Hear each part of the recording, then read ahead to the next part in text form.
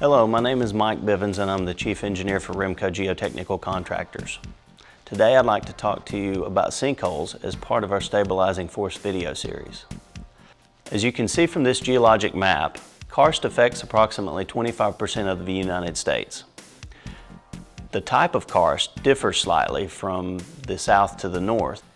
In Florida, much of the bedrock is a soft limestone with sand overburden.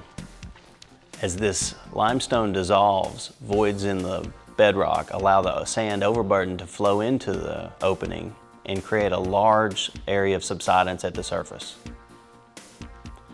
As we travel north, the bedrock changes to a much harder limestone with a clay overburden.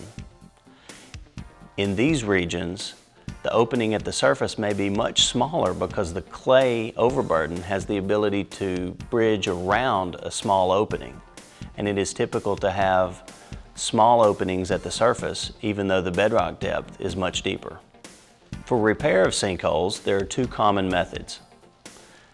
If it is possible to excavate to the top of rock, a concrete plug may be constructed to stop the future loss of soil. Then that excavation would be backfilled and compacted, providing a good subgrade to build on. Where bedrock is too deep to excavate, it is common to use a grouting approach to repair the sinkholes. There are two forms of grouting that are common. Cap grouting is the use of a very thick grout to place a cap on the surface of the bedrock to prevent further soil loss and future sinkhole formation. Compaction grouting is often used after a cap is placed to compact soils that have been loosened by the sinkhole formation and work your way up to the surface, providing a stable subgrade for building.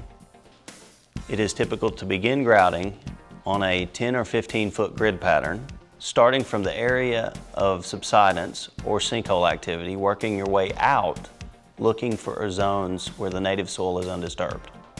As you can see in this illustration, pipes are advanced down to the top of bedrock, and the grout is placed to cap the top of the bedrock at each location. Additional injections are placed on a grid pattern approximately 10 to 15 feet apart, working your way from the center of the affected zone outward. Grout is placed from the top of the bedrock up to the surface to compact loose soil and lift or level settled structures. It is typical to perform cap and compaction grouting on a unit price basis. Usually there is a fixed fee for mobilization and demobilization, and unit prices for the amount of grout used and the footage of casing installed to the top of rock. It is not possible to accurately predict the amount of casing to be advanced or the grout to be pumped ahead of time, although a conservative engineering estimate is often used during the proposal phase. Although sinkholes form suddenly, the repair may be done immediately, and the repairs are permanent if the proper cap is put in place. Cap grouting can be a permanent fix for sinkholes, even under existing structures. Thank you for watching our video series. For more information, contact Rimco Geotechnical Contractors today.